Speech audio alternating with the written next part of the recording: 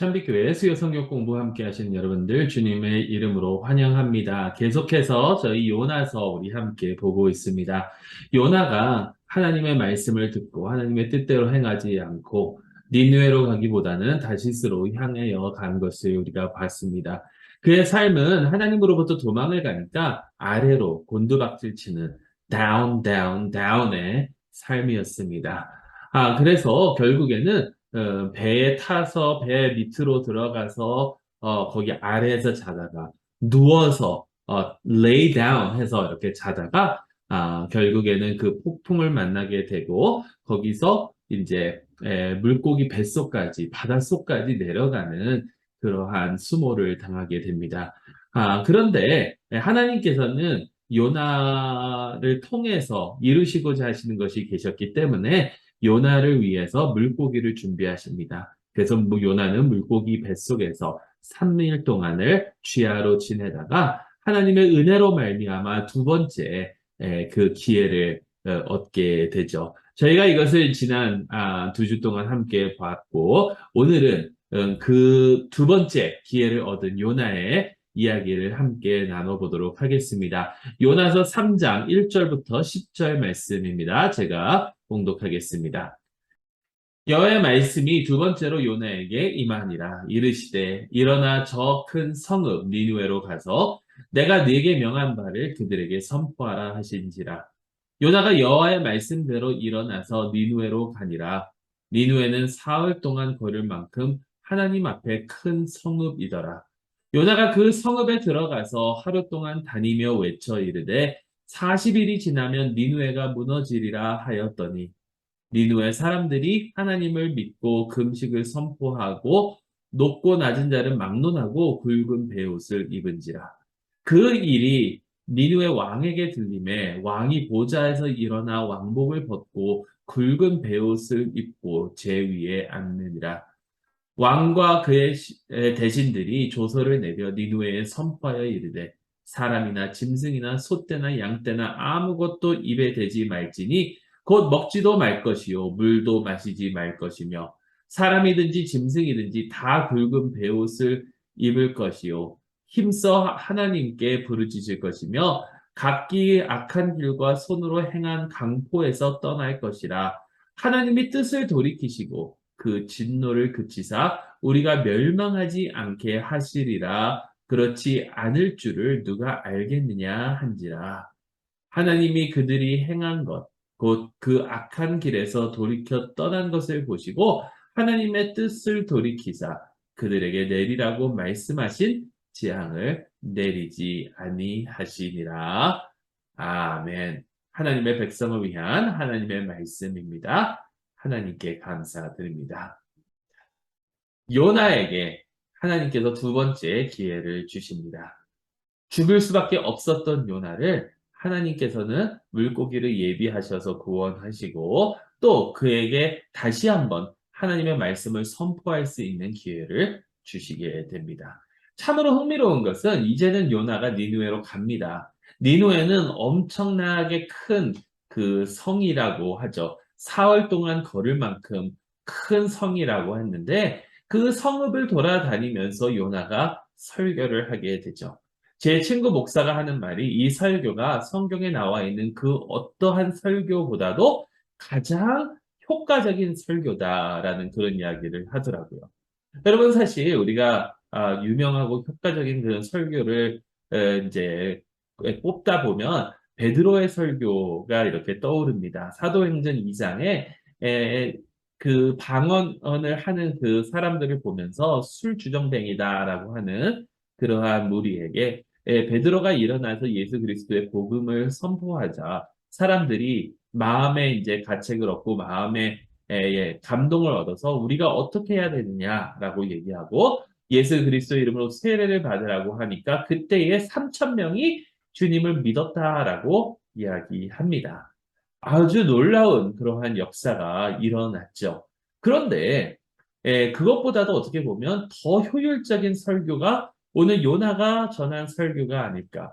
여러분 요나의 설교 내용은 매우 간단합니다.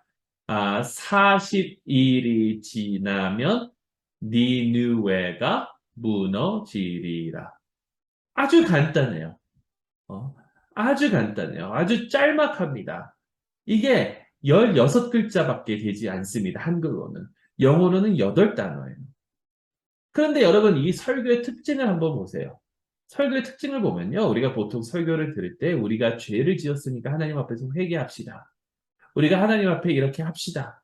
우리가 하나님을 위해서 이렇게 하면 하나님께서 은총을 베풀어 주실 것입니다라는 내용을 많이 듣지 않습니까?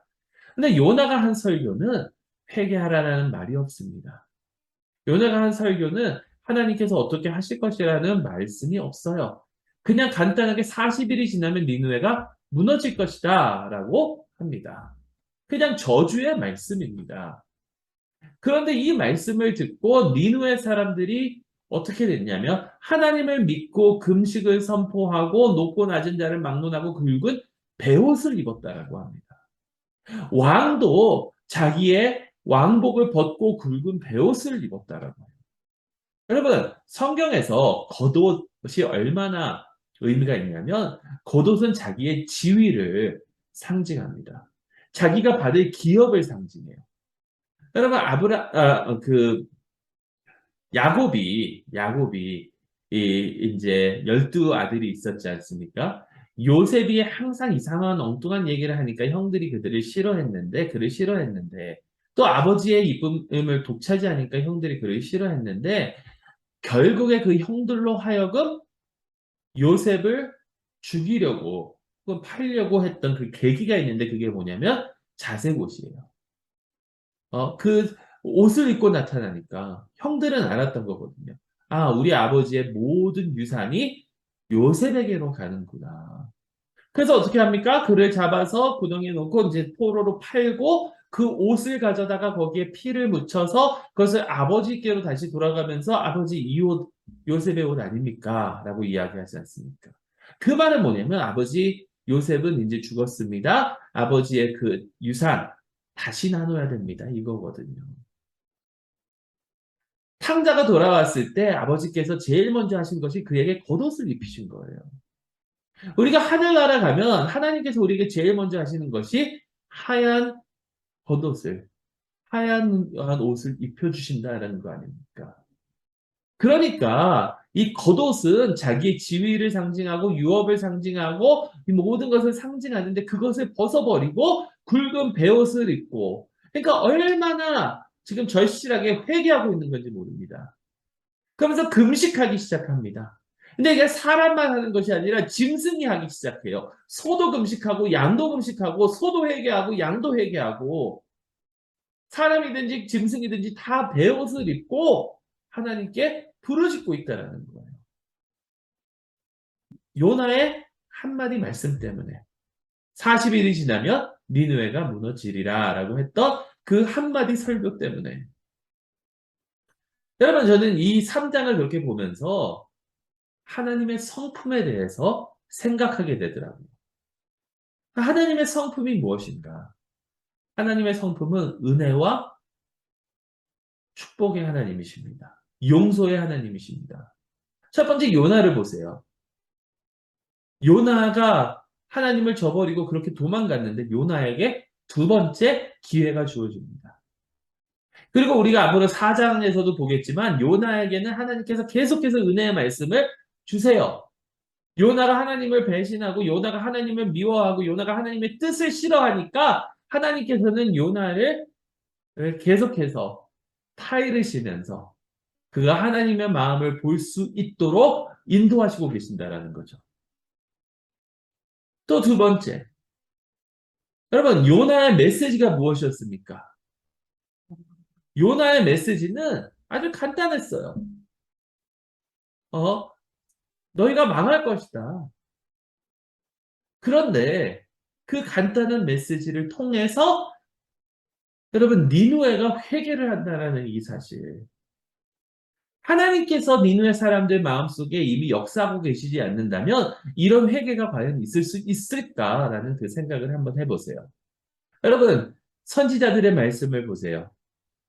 예레미야가 아주 긴 설교, 정말 하나님의 말씀을 하나님의 그 뜻을 이스라엘에게 얼마나 많이 선포했습니까? 그런데 이스라엘 사람들이 들었나요?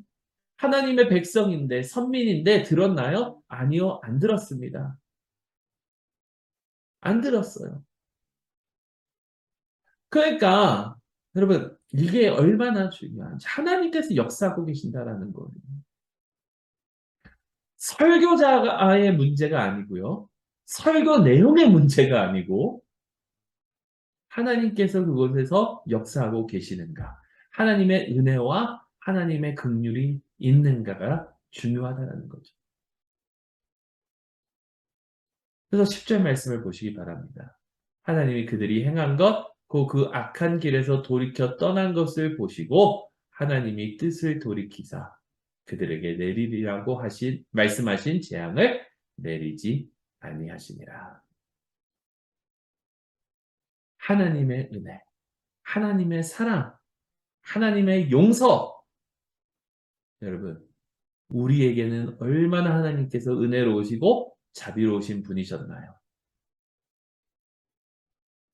우리에게 하나님께서 다시 한번 기회를 주시지 않습니까? 그러한 하나님의 은혜, 그 은혜를 받고 우리는 과연 어떻게 살아야 하겠습니까?